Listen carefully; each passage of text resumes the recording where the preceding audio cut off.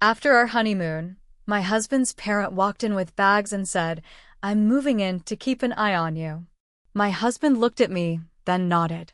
I smiled, grabbed my keys, and said, "Perfect. I'll be staying at my parents' place instead."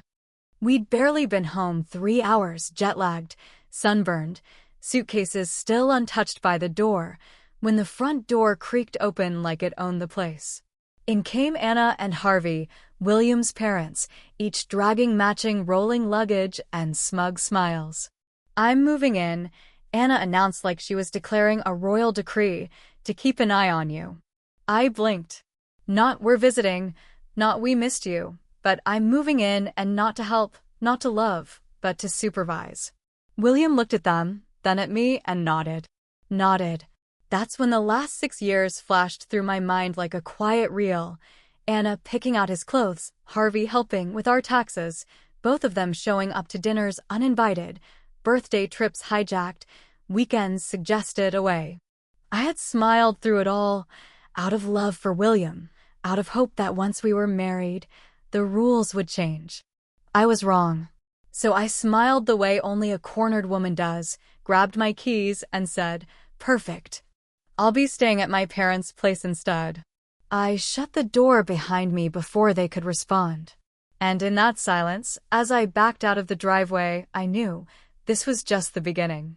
I came back after a week, not because I wanted to, but because I needed clothes and space to think. I told myself I could manage for a few days, gather my things, assess the situation, maybe even convince William to talk to them.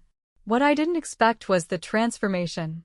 My favorite reading nook, the one by the window I'd filled with books and a woven blanket from my grandmother, was gone.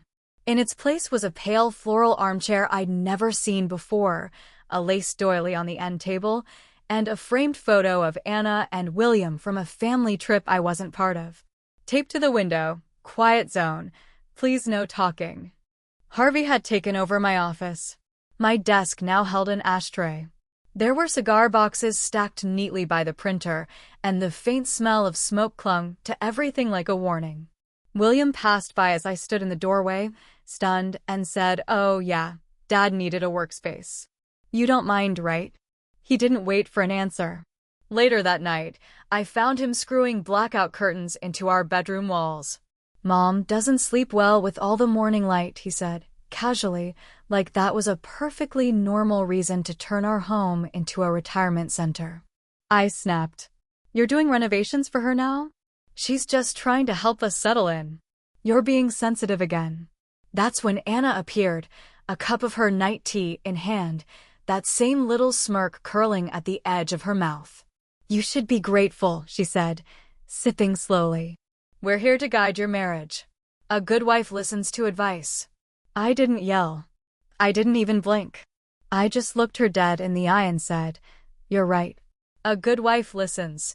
Then I went to our bedroom, pulled out a small leather-bound notebook I kept for ideas, and wrote 3 things. May 17th, Anna replaced the window chair. May 17th, Harvey has keys to the office. May 17th, William installed blackout curtains without asking. I dated and logged everything, down to the tone in their voices, the timing of the interruptions, the purchases they made on our behalf. Because if they were going to treat my home like a battlefield, then I'd build the map. Quietly. Precisely. Because I wasn't just coming back. I was setting the stage. It happened on a Tuesday. I was going through our shared file cabinet looking for a warranty slip for the dishwasher when I found it, 2 neatly clipped forms hidden behind a folder labeled Utilities. One was a power of attorney form with my name typed at the top. The other? A drafted property deed, and signed but nearly finalized, transferring joint ownership of our condo to Anna as trustee. I froze. Trustee? There was no conversation. No mention. No discussion. Just a stack of paper that, if signed and filed, would make her a legal decision-maker on property I helped purchase. I called a friend at the title office under the guise of needing general info. She pulled up our address and, after a pause, said, "There was a preliminary request made last week, under your name." Someone tried to initiate title changes. We flagged it because it looked odd. My stomach dropped. That night, I didn't mention a thing. I sat across from Anna at dinner while she cheerfully explained how she'd rearranged the living room to make it feel more mature. William nodded along, carving his chicken like nothing was wrong. Like none of this was happening. On Thursday, his cousin Rachel pulled me aside at the grocery store. We hadn't spoken much before, but she looked serious, like she'd debated for days before working up the courage. "I just need to tell you something," she said in a low voice, glancing over her shoulder. "Anna did this to William's ex. She moved in, took over, tried to put her name on their house too. The girl ran. You're not the first." I felt something shift inside me, cold, electric clarity. All this time I thought I was being overwhelmed by a mother-in-law who didn't know boundaries. But this wasn't about overstepping. This was a pattern. A rehearsed manipulation. An operation, even. And William? He wasn't clueless. He was compliant. Whether by fear, loyalty, or convenience, it didn't matter. He let it happen. That night, I pulled the documents from my bag, scanned and uploaded every page, saved it to a cloud drive, and labeled the folder, Stage 1, Foundation Theft. I poured a glass of wine and opened my notebook again. Flipped to a fresh page. May 23rd, found draft of POA plus deed naming Anna. Called title office. Inquiry was made under my name. I underlined it twice. Then circled it. This wasn't just about home invasion anymore. This was about erasure. And I wasn't going anywhere, not until the whole blueprint was exposed. The night after I found the deed draft, I made chicken piccata. I even garnished it with parsley, just how Anna liked. She complimented the lemon balance and asked if I had finally decided to take my role as a wife seriously. I laughed, gently, warmly. Then I asked her what she thought about the backsplash tiles she'd picked out. "Such a fresh take," I said, nodding approvingly. She beamed. The next morning, I was at the bank when the doors opened. I opened a new checking account in my name only, had my direct deposit rerouted, and closed the small shared savings William and I had started during our engagement. Not a word to him. Just a paper trail and a quiet click of control returning to where it belonged. I met with a lawyer that afternoon. I showed her the power of attorney form, the draft deed, the title office confirmation. She didn't flinch. "We've seen worse," she said, already taking notes. "But you're smart to move now." I gave her access to every document I had. We discussed options. Legal protections. Quiet reclamation. The next day, I rented a small, temperature-controlled storage unit downtown. I began removing what mattered: birth certificates, passports, my grandmother's wedding ring, the notebooks I'd kept since college. One by one, the pieces of my life went from our apartment to a location Anna and Harvey would never find. I didn't take everything, just enough, just the irreplaceable. Then I called our internet provider, changed the password, removed all guest access, installed basic firewalls. And finally, I filed a lease amendment with the property management company. Nothing fancy, just a clause that shifted exclusive decision-making power from William Jameson to Everly Rose Jameson and William Jameson, co-tenants. Small, legal, binding.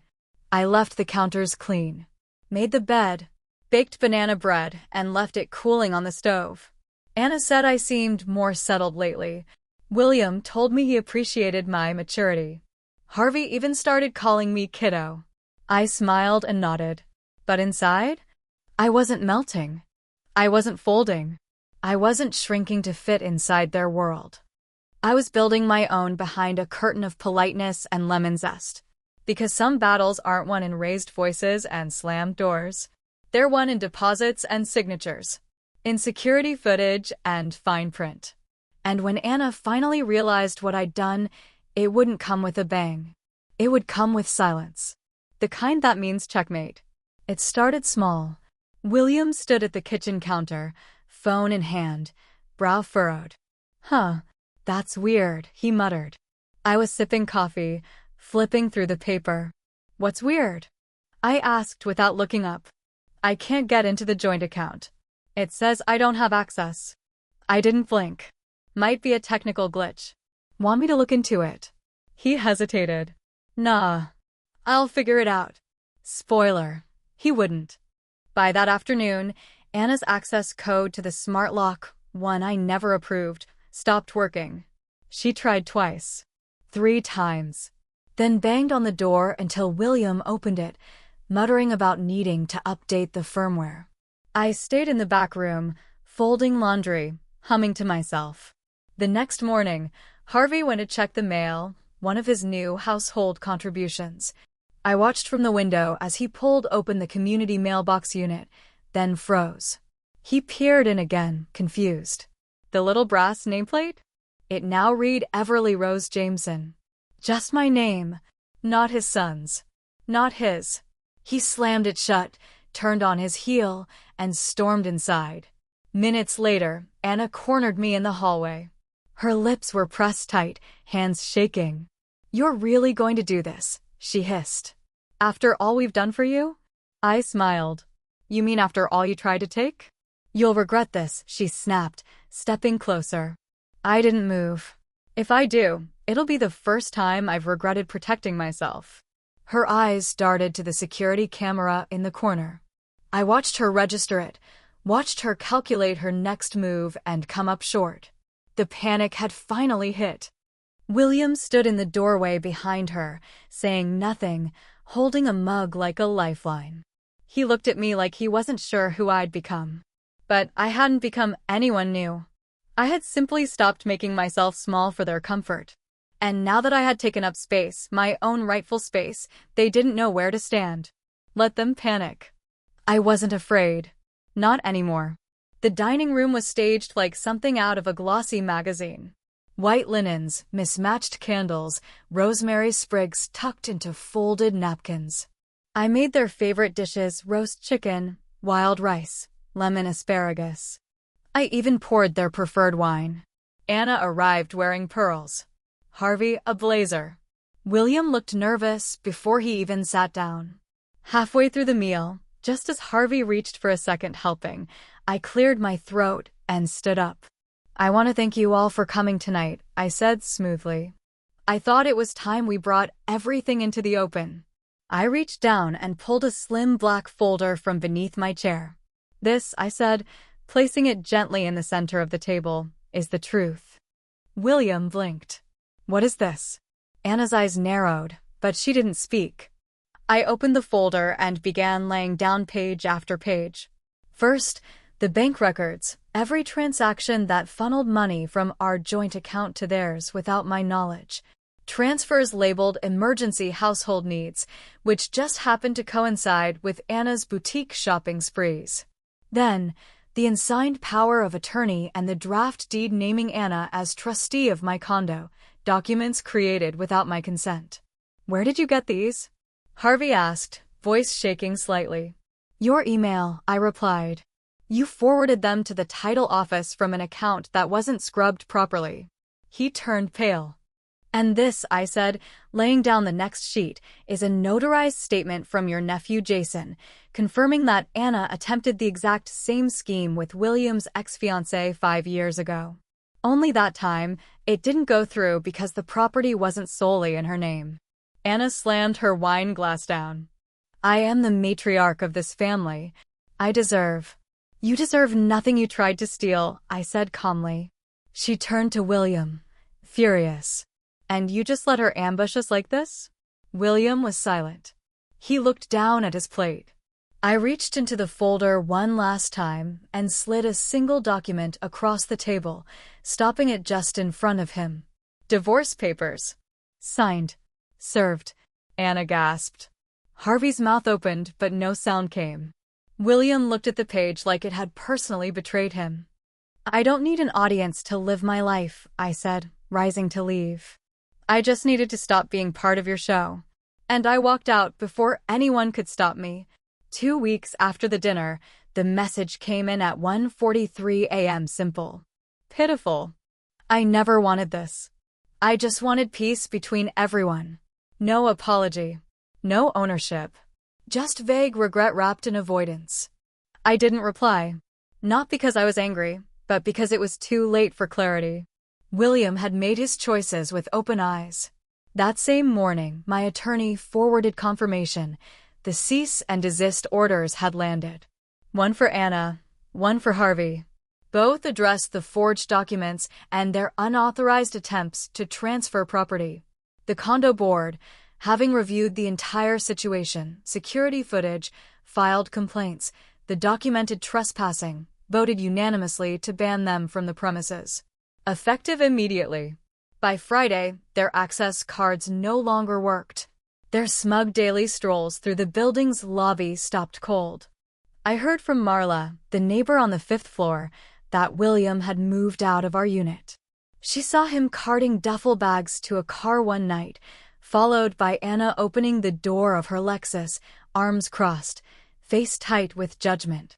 He looked like a child being grounded, she said with a snort. Didn't say a word. Just climbed in. He went back to their house. Of course he did. That family, so obsessed with appearances, so certain of their place in every room, was unraveling thread by thread. Anna was under investigation for filing false property claims. Harvey's local business partner had quietly severed ties. A few of their acquaintances had started to keep their distance. I watched it all unfold from the quiet calm of my new apartment on the other side of the city. A place with no echoes of their footsteps, no scent of their controlling presence. Just silence, sunlight, and space to breathe. There was no dramatic ending, no tearful reunion, no shouting match in the rain. Just slow unraveling, private consequences. A family too proud to admit what they'd done and a man too weak to stop it. I saved the message from William not to reread it, but to remind myself what self-preservation looks like. He wanted peace. I built it. Without him. Without them. And the best part? It was quiet. Blissfully, beautifully quiet. 9 months later, I live in Denver in a home that breathes. Clean lines, open light, no clutter. No apologies. I run a small design business now, quiet, fulfilling.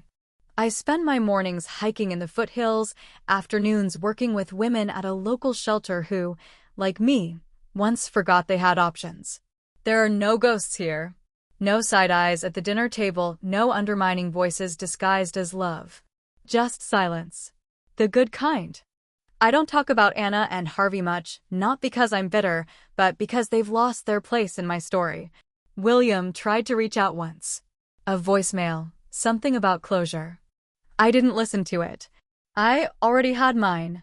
At the shelter last week, I told a woman who was shaking with uncertainty they tried to own the house I built. But I remembered I built it, and I can build another. Her eyes welled up. I didn't cry. I've done my crying. Now I build. I'm not angry anymore. Anger was fuel. Now I walk lighter. I sleep deeper. I smile more. Not because everything's perfect, but because everything is mine. Every step forward is mine. And I will never be anyone's project again. If someone tries to control your space, your money, or your peace, pay attention. Manipulation often hides behind concern and tradition. In today's world, protecting your boundaries isn't selfish, it's survival. Document everything. Trust your instincts. And remember, you don't owe anyone your silence just because they call themselves family.